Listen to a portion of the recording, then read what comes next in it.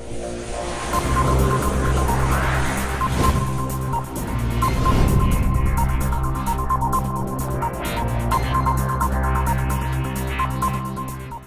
कहानी है 7 समुंदर पार, जहां चारों ओर राक्षसों का पहरा था और बीचों बीच बसा था एक महल जिसमें रहती थी दुनिया की सबसे खूबसूरत लड़की रानी पद्मिनी।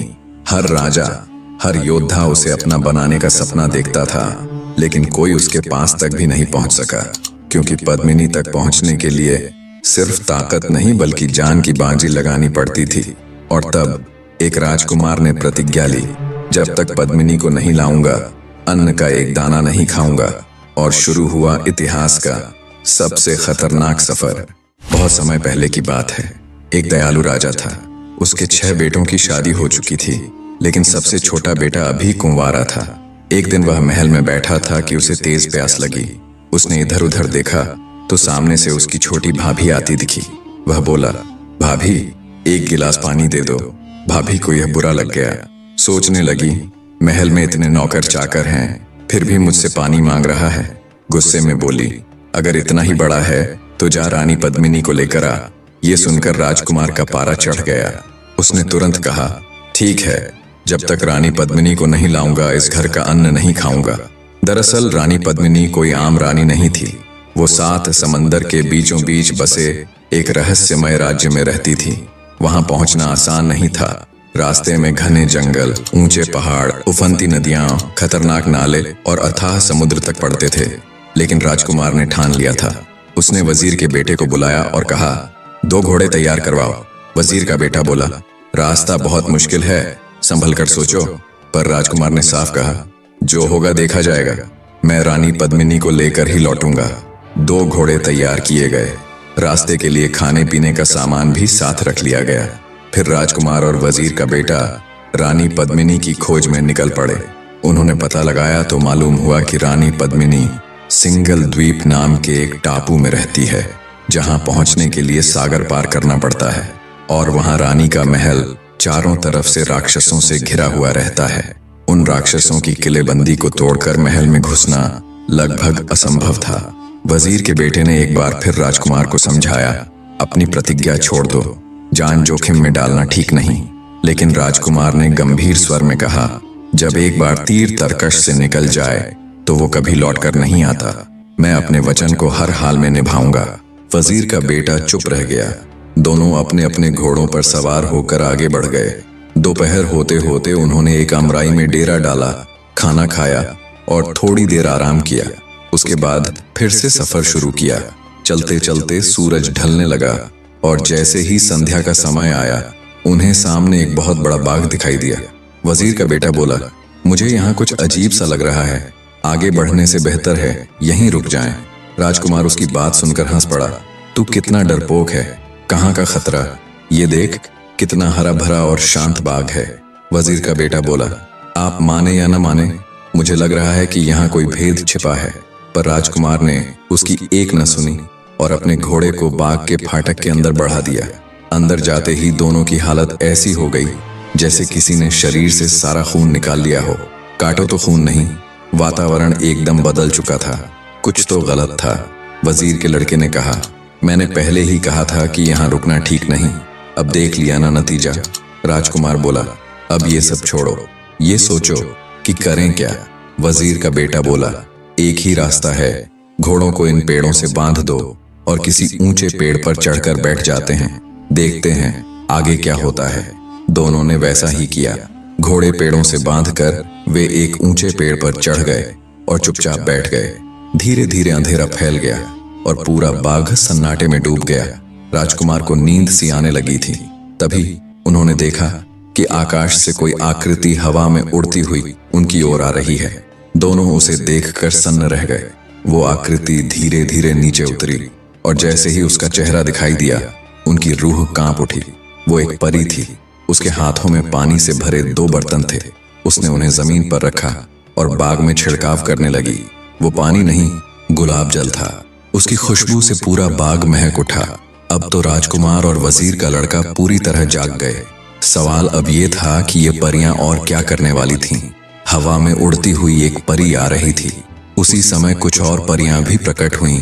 उनके हाथों में कीमती कालीन थे। देखते ही देखते उन्होंने वो कालीन जमीन पर बिछा दिए और जाने क्या किया कि पूरा मैदान रोशनी से जगमगा उठा। अब तो राजकुमार और वजीर के लड़के के प्राण जैसे मुंह को आ गए। इतनी रोशनी में तो कोई भी उन्हें देख सकता था। जगमगाहट के बीच उन्हें एक और अजीब दृश्य दिखाई दिया।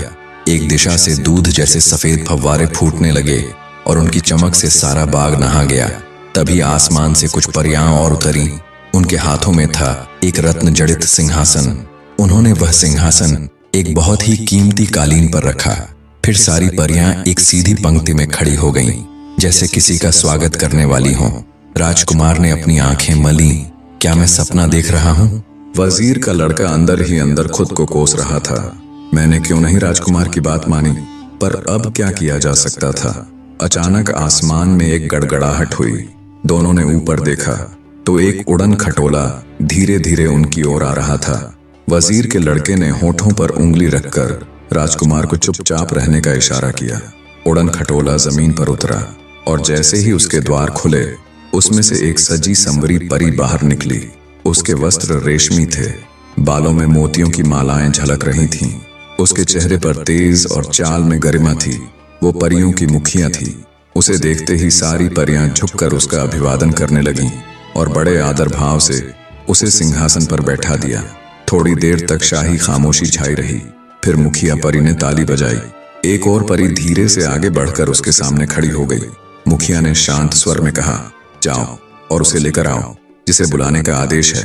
परी ने सिर झुकाकर कहा, आज्ञा, और चल पड़ी उसी दिशा में जहां एक ऊंचे पेड़ पर राजकुमार और वजीर का लड़का छिपे बैठे थे। उन्हें समझ ही नहीं आया कि यह सब उनके साथ हो क्या रहा है। हमारे भाग्य में क्या लिखा था? दोनों मन ही मन सोचने लगे। परी पेड़ के नीचे पहुंची, राजकुमार की ओर इशारा किया और कहा, नीचे उतरिए, हमारी राजकुमारी ने आपको याद किया है। राजकुमार थोड़े संकोच में पड़ गया। उसकी हिचकिचाहट देखकर परी ने फिर कहा, जल्दी उतरिए, हमारी राजकुमारी आपकी राह देख रही हैं। अब राजकुमार के पास कोई चारा नहीं था। वह पेड़ से नीचे उतरा और परी के साथ चल पड़ा। वे दोनों राजकुमारी के पास पहुंचे। राजकुमारी रत्न जड़ित सिंहासन पर बैठी थी। उसने मुस्कुराकर कहा, आओ यहाँ बैठ जाओ। राजकुमार ने उसकी बात सुनी, पर उसकी हिम्मत नहीं हुई कि वो उस सिंहासन पर बैठे। थोड़ी देर चुप रहने के बाद राजकुमारी ने पूछा, तुम कौन हो? राजकुमार ने धीरे से कहा, मैं राजगढ़ के राजा का बेटा हूँ। राजकुमारी मुस्कुराई और बोली, तो तुम एक राजकुमार हो?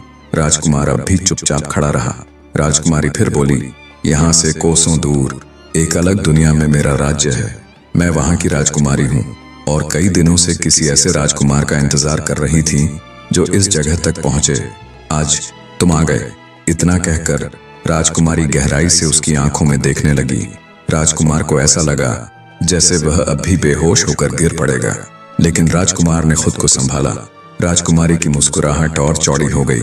फिर वह मधुर स्वर में बोली, तुम्हें मुझसे विवाह करना होगा। ये सुनते ही ऐसा लगा जैसे राजकुमार पर बिजली गिर गई। उसने चौंक कर कहा, यह नहीं हो सकता। राजकुमारी का चेहरा थोड़ा गंभीर हुआ। उसने पूछा, क्यों? यह क्यों नहीं हो सकता? राजकुमार ने शांत भाव से उत्तर दिया, मैं रानी पद्मिनी की तलाश में निकला हूँ। मैंने प्रतिज्ञा की है कि जब तक वह नहीं मिल जाती, मैं अपने महल का अन्न ग्रहण नहीं करूंगा। राजकुमारी ने बड़ी सरलता से कहा, ओह, तो बात यह है, मैं नहीं चाहती कि तुम अपनी प्रतिज्ञा तोड़ो। प्रतिज्ञा एक पवित्र वचन होती है, उसे कभी तोड़ना नहीं चाहिए। तुम अपनी प्रतिज्ञा पूरी करो, मैं उसमें तुम्हारी मदद करूंगी, लेकिन मेरी एक शर्त है। राजकुमार ने पूछा, आपकी शर्त क्या है?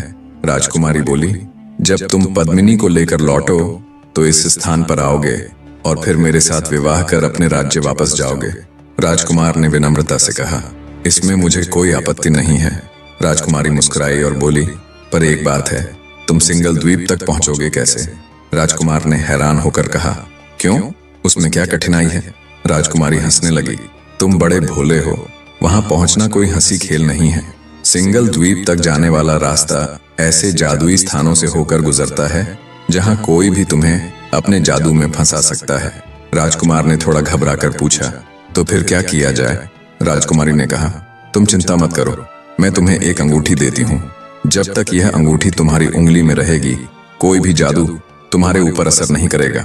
इतना कहकर उसने एक चमकदार अंगूठी राजकुमार की ओर बढ़ा दी। राजकुमार ने उसे लेकर कहा, राजकुमारी, मैं तुम्हारा ये उपकार कभी नहीं भूलूंगा। राजकुमारी मुस्कुराकर बोली, इसमें उपकार की क्या बात है, इंसान को इंसान की मदद करनी ही चाहिए। उसने अंगूठी उसे दे दी और कहा, तुम्हारी यात्रा सफल हो और तुम्हारी प्रतिज्ञा पूरी हो। राजकुमार ने राजकुमारी की ओर सिर झुकाकर आभार जताया। रात बीतने को थी। राजकुमारी उठी, अपने उड़न खटोले पर सवार हुई और धीरे धीरे आकाश में विलीन हो गई। परियों ने सारा सामान समेटा और सब अपनी अपनी दिशा में लौट गए। राजकुमार डगमगाते पैरों के साथ खुशी खुशी वहां पहुंचा जहां वजीर का लड़का बड़ी व्याकुलता से उसकी प्रतीक्षा कर रहा था। राजकुमार को सही सलामत देखकर वजीर के लड़के ने राहत की सांस ली। वह पेड़ से नीचे उतरा। राजकुमार ने सारी आपबीती सुनाई और कहा, देखो, कभी कभी बुराई में से भी भलाई निकल आती है। फिर दोनों ने अपने अपने घोड़े तैयार किए और वहां से आगे बढ़ चले। जैसे ही वे फाटक तक पहुंचे, वह अपने आप खुल गया। दोनों बाहर निकल गए। राजकुमार चलते हुए बोला, यह तो सिर्फ पहला पड़ाव था, आगे न जाने कितने पड़ाव और आएंगे। वजीर का लड़का गंभीर होकर बोला, यहाँ से तो हम सकुशल निकल आए, लेकिन आगे और ज्यादा सतर्क रहना होगा। वे जादुई बाग से कुछ ही दूर पहुंचे होंगे कि अचानक आसमान में काले बादल छा गए। तेज बारिश होने लगी। उन्हें एक घर दिखा। वहां जाकर वे रुक गए। दोनों रात भर जाग चुके थे। राजकुमार लेटते ही गहरी नींद में सो गया, पर वजीर का लड़का जागता रहा। वह बैठा ही था कि अचानक देखा, बराबर वाले कमरे से एक काला नाग निकल कर आ रहा है। असल में वही नाग उस घर का मालिक था। अपने घर में दो अजनबी इंसानों को देखकर वह गुस्से से आगा बबूला हो गया। उसने जोर से फुफकार मारी और सीधे राजकुमार की ओर झपट पड़ा। वजीर के लड़के ने बिना देर किए तलवार म्यान से निकाली और नाग पर ऐसा जोरदार वार किया कि उसे दो टुकड़ों में काट दिया। फिर उसने तलवार से नाग को खींचकर एक कोने में पटक दिया। बाहर अब भी बारिश लगातार हो रही थी, लेकिन अंदर एक खतरनाक हमला टल चुका था। वजीर का लड़का दरवाजे के पास खड़ा होकर बाहर देखने लगा। सोच रहा था, राजकुमार ने खुद को कितनी बड़ी मुसीबत में डाल लिया है। कभी कभी लगता है कि अब भी लौट जाना चाहिए, लेकिन मैं जानता हूँ वो जो ठान लेता है उसे पूरा करके ही मानता है। थोड़ी देर बाद बारिश थमी। वजीर का लड़का जाकर राजकुमार को जगाने लगा। राजकुमार आंखें खोलते हुए बोला, बड़े जोर की नींद आ गई थी। अगर तुम नहीं जगाते तो मैं तो सुबह तक सोता ही रहता। तभी उसकी नजर कोने में गई जहां नागराज के कटे हुए दो टुकड़े पड़े थे। राजकुमार हैरान होकर खड़ा हो गया और बोला, ये तो नागराज था। वजीर के लड़के ने सारा हाल सुनाया और कहा, अच्छा हुआ मैं जाग रहा था। अगर सो गया होता तो ये नाग हमें डस लेता और हमारी यात्रा यहीं खत्म हो जाती। राजकुमार वजीर के लड़के से पूरी बात सुनकर बोला, मित्र, जिसे भगवान बचाता है उसे कोई नहीं मार सकता। और ये याद रखो, हम लोग कोई साधारण काम करने नहीं निकले हैं। जब तक हमारा काम पूरा नहीं हो जाता, हमारा बाल भी बांका नहीं होगा। चलते चलते वे एक तालाब के पास पहुंचे। सूरज सिर पर आ गया था। दोनों ने वहीं भोजन किया, थोड़ा विश्राम किया, फिर आगे बढ़ गए। आगे एक घना जंगल शुरू हो गया। इतना घना कि हाथ को हाथ नजर नहीं आता था। जंगली जानवर बिना किसी डर के वहां घूमते थे। हर ओर अजीब अजीब आवाजें, सरसराहट और रहस्यमय हरकतें। जंगल से निकलना कोई हंसी खेल नहीं था। ये सुनकर वजीर के लड़के का दिल दहल उठा। उसने राजकुमार की ओर देखा, लेकिन राजकुमार तो जान हथेली पर रखकर महल से निकला था। वह बोला, अगर हम छोटी छोटी बातों से डरने लगे तो ये काम कभी पूरा नहीं होगा। दोनों जंगल के भीतर घुस गए। जैसा बताया गया था वैसा ही था। हर तरफ अंधकार फैला था। आगे आगे राजकुमार, पीछे पीछे वजीर का लड़का।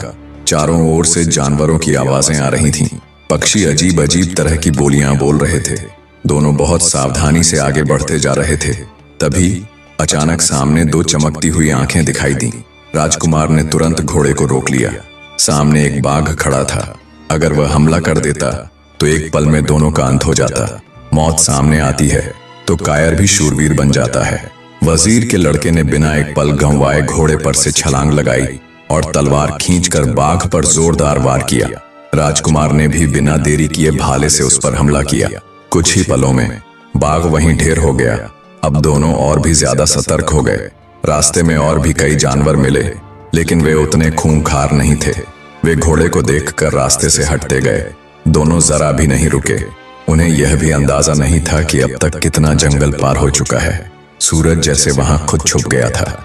उन्हें डर था कि कहीं रात ना हो जाए, क्योंकि रात में तो लोमड़ी भी शेर बन जाती है।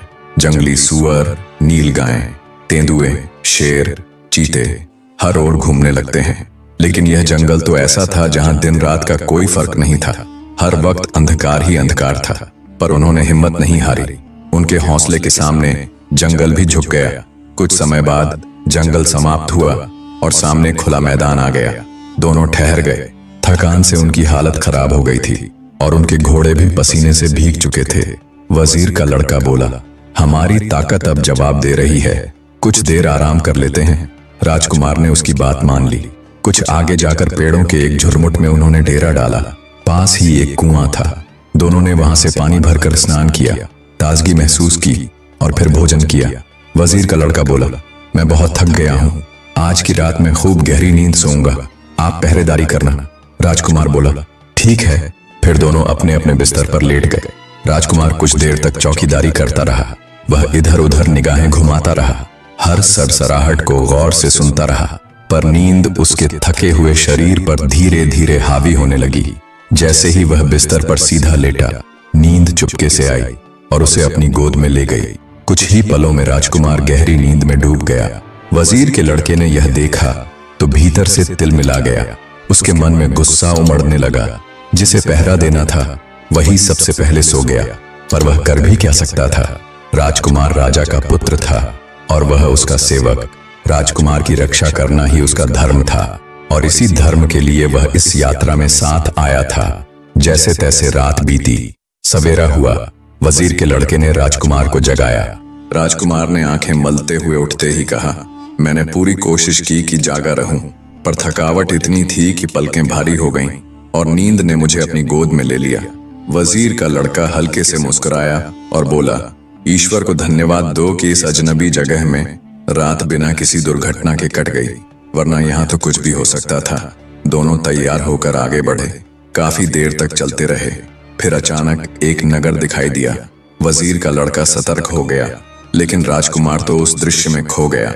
उसे याद आया, परियों की राजकुमारी ने कहा था कि रास्ते में एक जादू की नगरी मिलेगी। शायद यही वही जगह है। वजीर का लड़का तुरंत बोला, हमें इस नगरी के किनारे से निकल जाना चाहिए, बस्ती के भीतर ना जाएं।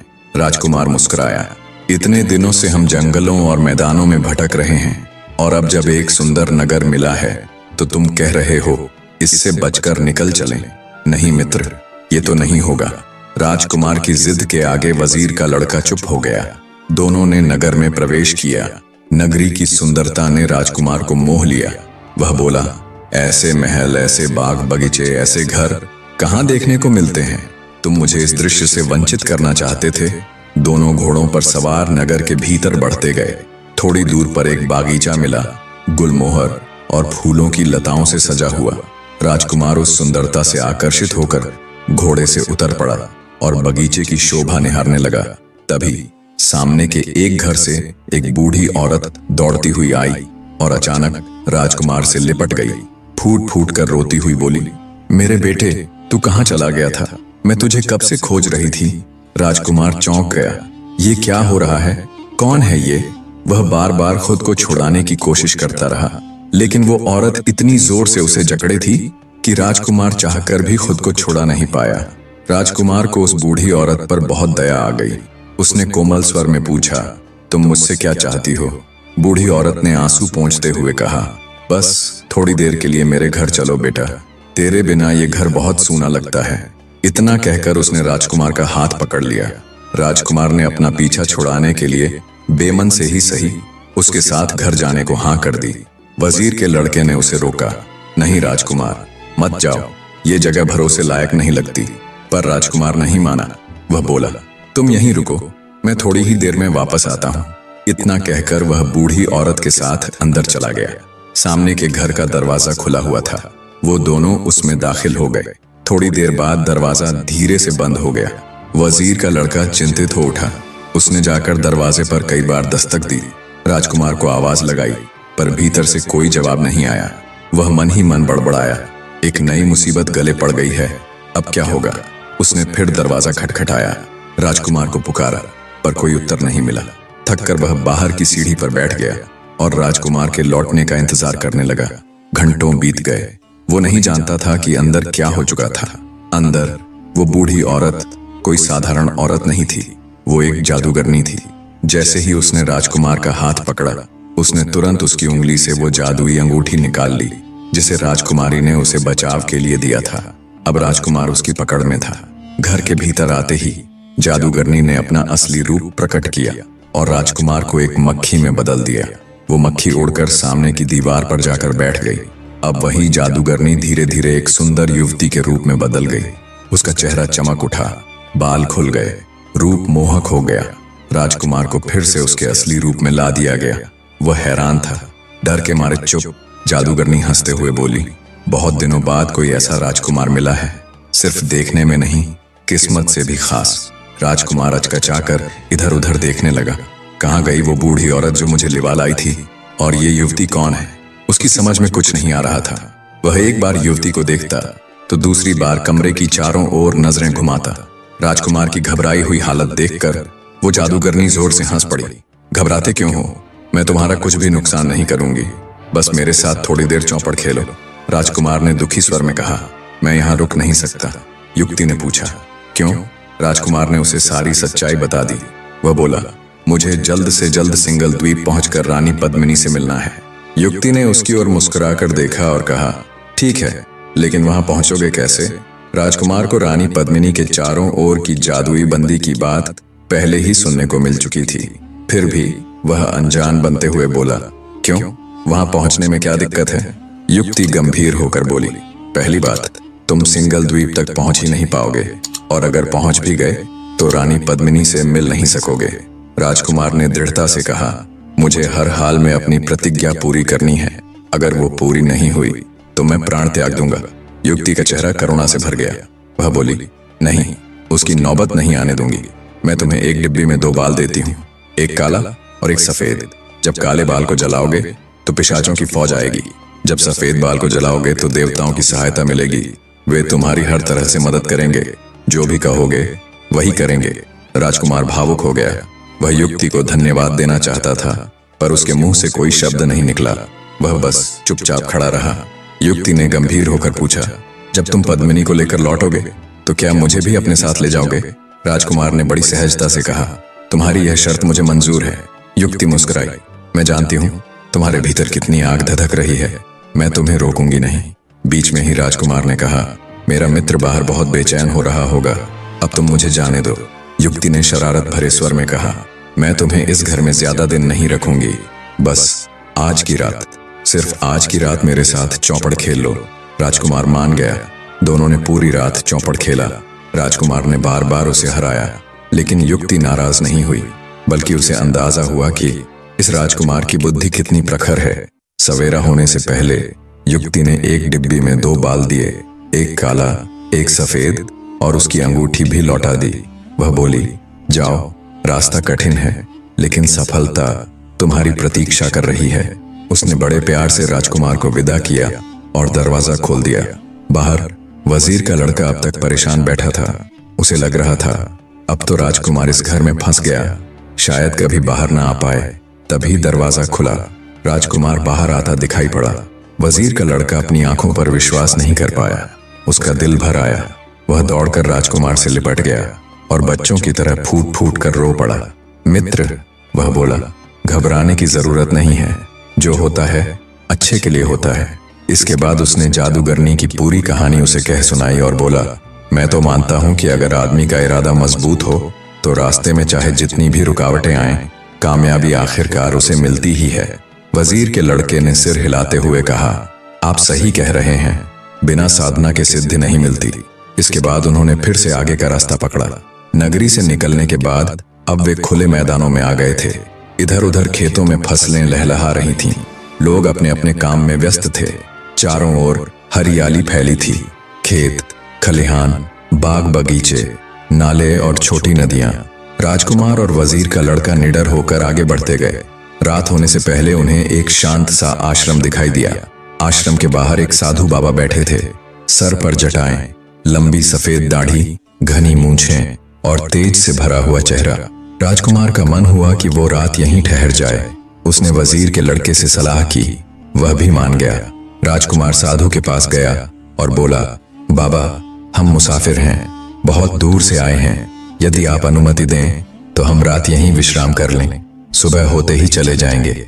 साधु मुस्कुराए और बोले, ये तो आश्रम है बेटा, यहाँ कोई भी रुक सकता है। तुम आराम से ठहरो और जब तक चाहो हमारे साथ रहो। राजकुमार को यह सुनकर बहुत संतोष हुआ। दोनों ने अपने घोड़े एक ओर बांध दिए और आश्रम के एक कमरे में बिस्तर लगा लिया। रात्रि भोजन के बाद वे जैसे ही बैठे, साधु बाबा भी वहीं आकर बैठ गए। उनकी उपस्थिति में एक अलग ही शांति थी। जब वे बोलते थे तो ऐसा लगता था मानो उनके मुख से फूल झर रहे हों। साधु बाबा ने पूछा, तुम लोग कहां से आ रहे हो, कहां जाना है और इस यात्रा का उद्देश्य क्या है? राजकुमार ने विनम्रता से पूरी बात विस्तार से बता दी। अंत में बोला, बाबा, बस आशीर्वाद चाहिए। बाबा मुस्कुराए और बोले, आशीर्वाद तो तुम्हारे साथ है, पर बेटा तुम्हारा कार्य तो आकाश से तारे तोड़ लाने जैसा है। कुछ क्षण रुककर बाबा बोले, मेरे यहाँ से तुम खाली हाथ नहीं जाओगे। मैं तुम्हें एक ऐसी भभूत दूंगा जिसे खाकर तुम सबको देख सकोगे, लेकिन कोई तुम्हें नहीं देख सकेगा। बाबा उठकर अंदर गए और जब लौटे तो उनके हाथ में एक छोटी सी डिब्बी थी। उन्होंने राजकुमार को भभूत सौंपते हुए कहा, इसे संभाल कर रखना और किसी को इसकी जानकारी मत देना। राजकुमार ने दोनों हाथ जोड़कर आभार प्रकट किया और भभूत को प्रेम से ग्रहण किया। अब पद्मिनी तक पहुंचने का रास्ता धीरे धीरे साफ होता जा रहा था। बाबा बोले, जीवन में अपना उद्देश्य ऊंचा रखो और उसे पाने के लिए साहस से कार्य करो, यही जीवन की सच्ची साधना है। राजकुमार और वजीर का लड़का ध्यान से बाबा के हर शब्द को सुन रहे थे। उनकी वाणी में केवल शब्द नहीं, बल्कि अनुभव, विश्वास और तपस्या की शक्ति थी। अंत में बाबा बोले, तुम लोग यहाँ 3-4 दिन विश्राम करो। कौन जाने आगे की यात्रा अब तक की यात्रा से भी कठिन हो। अगर थके रहोगे तो गिर पड़ोगे, पर यदि ताजा मन और शक्ति से निकलोगे तो पहाड़ की चोटी भी आसान लगेगी। राजकुमार को जल्दबाजी थी, वो ठहरने के पक्ष में नहीं था, लेकिन वजीर के बेटे ने बाबा की बात मान ली। राजकुमार ने समझने पर सहमति जताई। वे 4 दिन आश्रम में रुके। इन दिनों में बाबा उनके मार्गदर्शक की तरह साथ रहे। उनके पास अनुभवों का अनंत भंडार था, जिसका लाभ वे निरंतर राजकुमार और वजीर के लड़के को देते रहे। अंत में बाबा ने जोर देकर कहा, अपने किए पर कभी अभिमान मत करना और अपने मार्ग पर अडिग रहना। उन 4 दिनों में उन्हें इतना कुछ सीखने और समझने को मिला कि दोनों स्वयं को कृतज्ञ महसूस करने लगे। अब उन्हें अपने उद्देश्य की सफलता पर कोई संदेह नहीं था। बहुत तड़के वे आश्रम से रवाना हो गए। अभी मंजिल दूर थी। वे बिना रुके आगे बढ़ते गए। सूरज सिर पर आ गया। चारों ओर हलचल थी। हवा बह रही थी। पक्षी मस्ती से उड़ रहे थे। पेड़ हिल रहे थे और आकाश सुनहरा था। राजकुमार ने प्रकृति को देखकर मुस्कुराते हुए कहा, देखो सब कुछ कितना गतिशील है। सूर्य कभी थमता नहीं, पवन रुकती नहीं, पक्षियों का कलरव चलता ही रहता है। इन्हीं से हमें सीख लेनी चाहिए।